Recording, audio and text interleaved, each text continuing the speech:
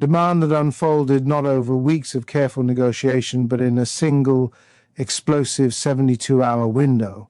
72 hours that shattered whatever remaining hope existed for a diplomatic off-ramp. 72 hours that exposed the true depth of Moscow's desperation. 72 hours that forced the world to confront a reality many had been reluctant to accept. What Vladimir Putin did today crossed a line that NATO, the United Nations, and every Western capital had hoped would hold. And when that line broke, Volodymyr Zelensky did not hesitate. He responded with clarity, with precision, and with a defiance that has now defined this conflict from its very first day.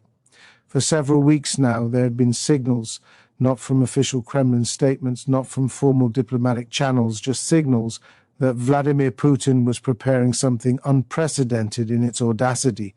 Putin has been aggressive, yes, but he has been calculated in his aggression. His moves have followed a certain logic, a pattern, almost a rhythm that Western analysts had learned to anticipate. But what set off alarm bells in Washington, London, and Brussels this week was that the rhythm went silent. Intelligence officials who monitor Russian military communications know the indicators: the uptick in encrypted traffic between Moscow and field commanders, the repositioning of strategic assets away from expected locations, the sudden cancellation of scheduled diplomatic engagements, the abrupt silence from usually vocal Kremlin propagandists. All of that went quiet. And whenever Putin goes quiet, it means something is about to get loud. The intelligence community had been tracking unusual movements near the Ukrainian border for days. Satellite imagery showed equipment being moved that hadn't been touched since the early months of the invasion. Communication intercepts suggested commanders were being briefed on something that deviated significantly from standard operational protocols. But no one expected what came next. No one expected Putin to issue a demand so extreme, so disconnected from military reality, that even his own generals reportedly questioned the wisdom of making it public. Early Thursday morning, Western intelligence agencies detected what they described as an unusual surge in Kremlin diplomatic activity, including the activation of back-channel communication lines that had not been used in over 14 months. These are the kinds of channels that Russia only activates when they are signaling something very specific, an ultimatum, a major offensive, or a fundamental shift in war strategy. Analysts didn't know which category this fell into, or whether it fell into all three at once. But what they did know was that Putin was changing his strategic posture. And when a nuclear-armed autocrat shifts posture without explanation, even by the smallest measure, every intelligence agency on the planet pays attention. Within hours, the demand became public. Putin, speaking through a carefully staged address from the Kremlin, issued what can only be described as the most audacious ultimatum of this entire conflict. He demanded complete Ukrainian capitulation, not a negotiated settlement, not a territorial compromise, complete capitulation. He demanded that Ukraine disband its military within 90 days. He demanded that Zelensky resign and submit to a Russian-supervised transitional government. He demanded that Ukraine formally renounce any future NATO membership, not just postpone it, but constitutionally prohibit it forever. He demanded that all Western weapons be removed from Ukrainian soil within 60 days, and he demanded that Ukraine recognize the annexation of not just the territories Russia currently occupies, but territories Russia doesn't even control. The world watched in horror. Diplomatic channels erupted, and for a moment, just a moment, there was silence from Kyiv. The warning issued by the United States State Department tonight was not normal, it was not routine, it was not symbolic, it was urgent. Official after official, briefing after briefing, described Putin's move as destabilizing, provocative, and perhaps most importantly, indicative of a leader who has run out of conventional options and is now resorting to psychological warfare on a global scale. Putin's strategy was clear: issue demands so extreme that they would fracture Western unity, force European capitals to question whether continued support for Ukraine was worth the escalating rhetoric, create the impression that Russia was willing to go further than anyone had previously imagined, But psychological warfare only works if the target hesitates. Zelensky did not. In fact, his response today was among the most decisive and powerful we've seen in the entire 3-year conflict.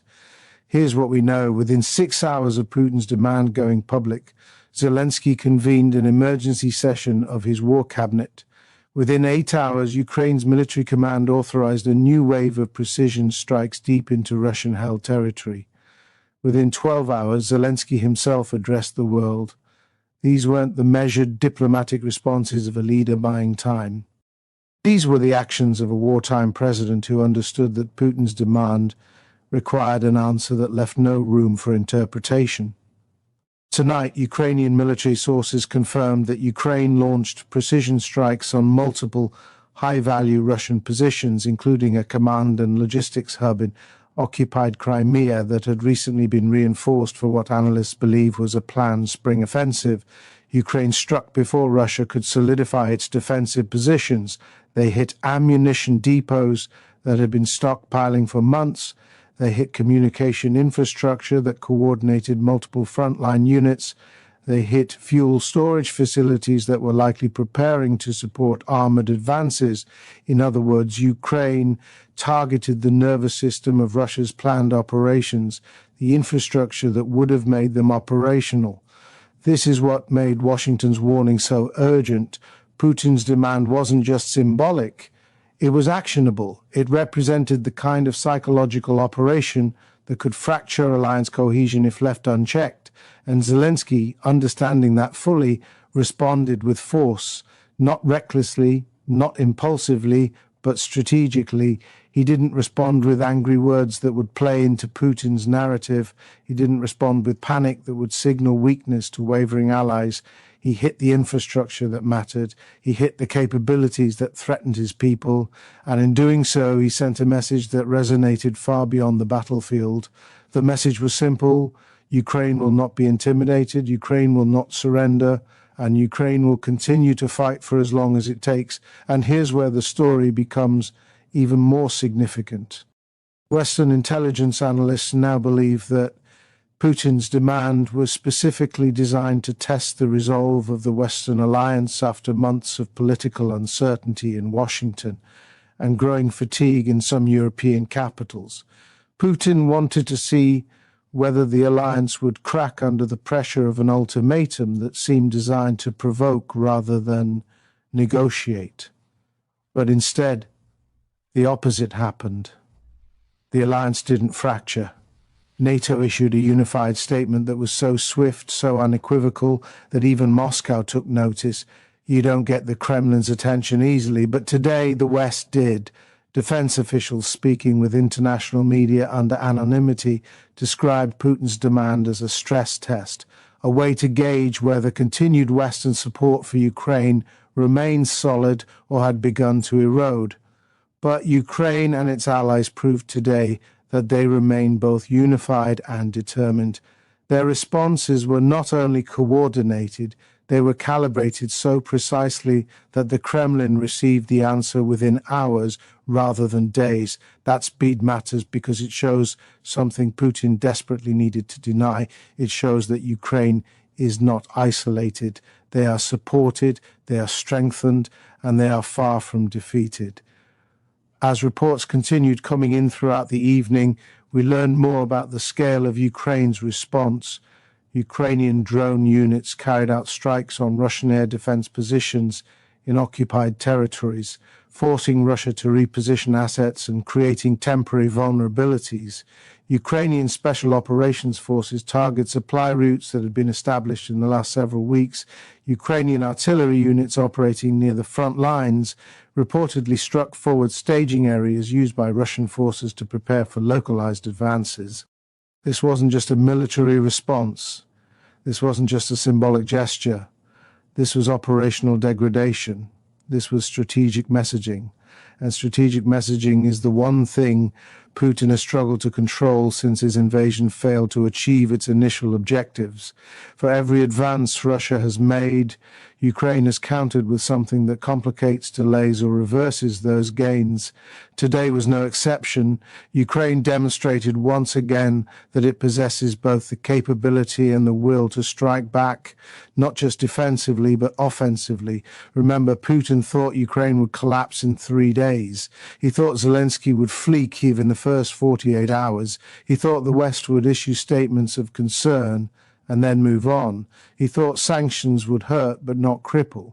He thought European unity was a facade that would crumble under energy pressure. He thought NATO was divided and weak. But tonight, the exact opposite is happening.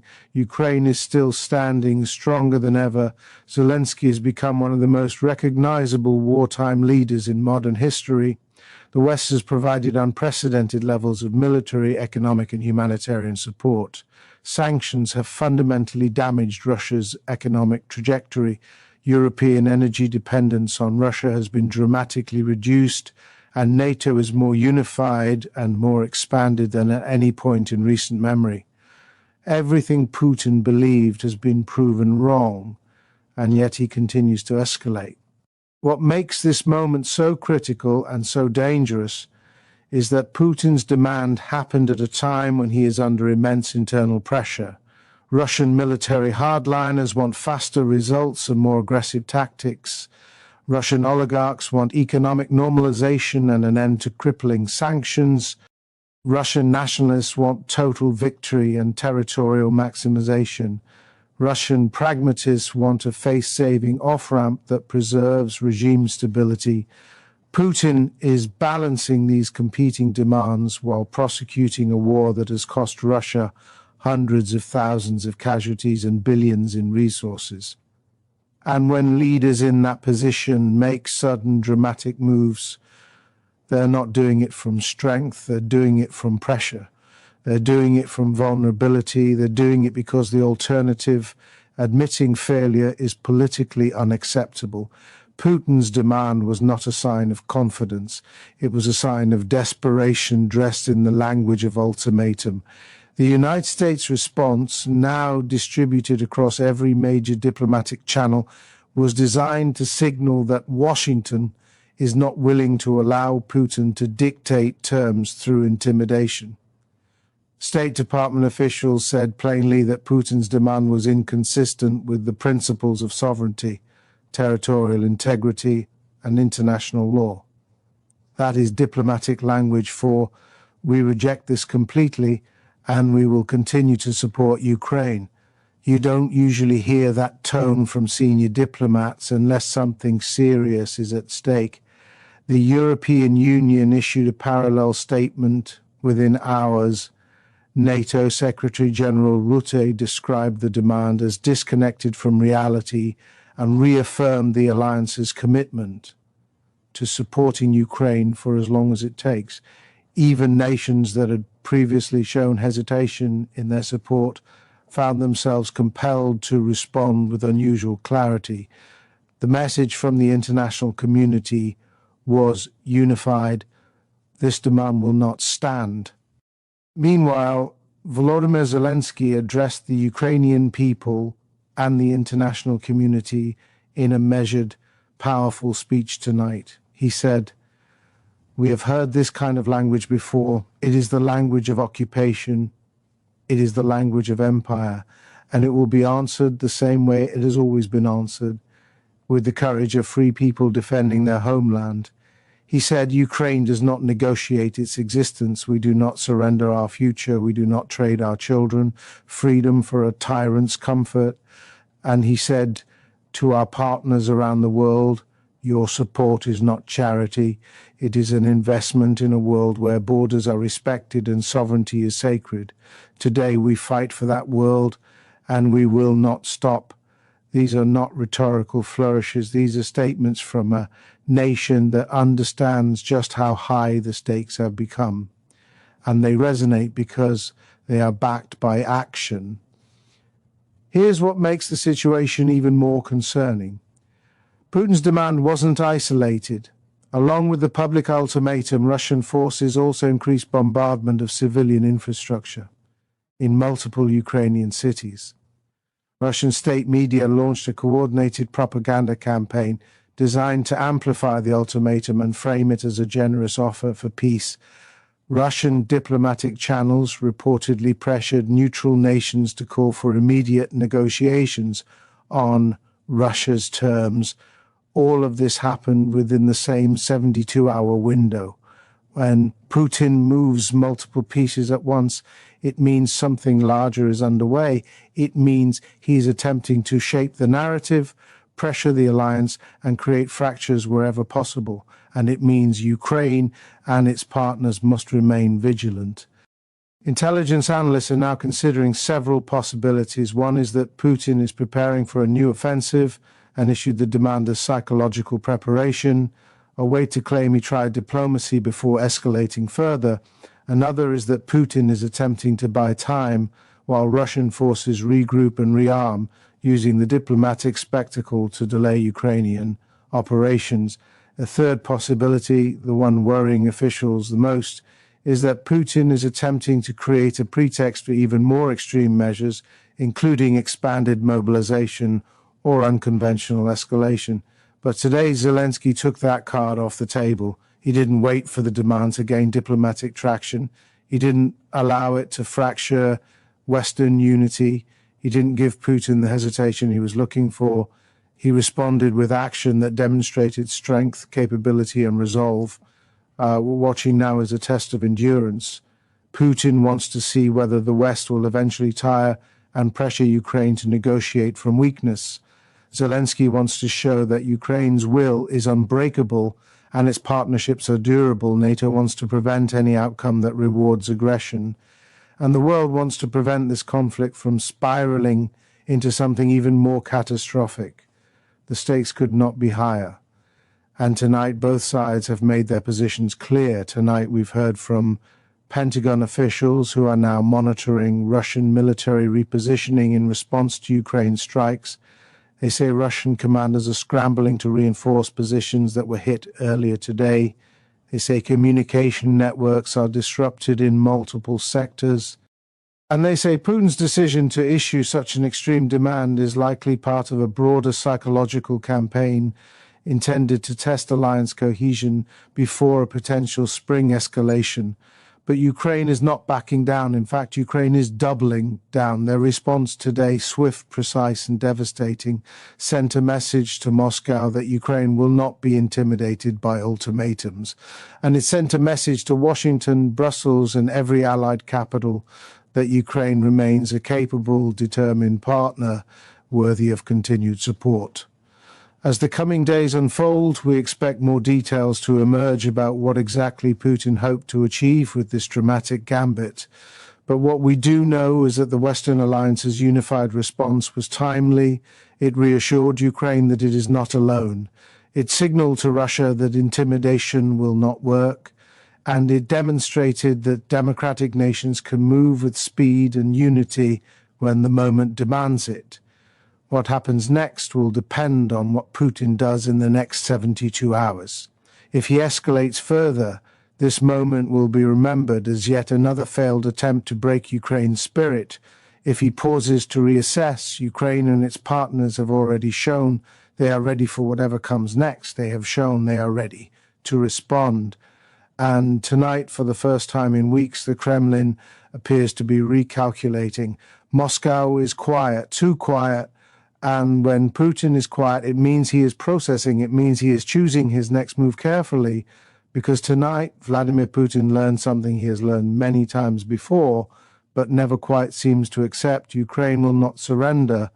The West will not abandon its commitments. And the world is watching every move he makes. This story is far from over. But tonight, one thing is clear. Putin's demand was rejected completely and without hesitation. Zelensky's response demonstrated that Ukraine remains in control of its own destiny, and the alliance that supports Ukraine is stronger than Putin ever imagined.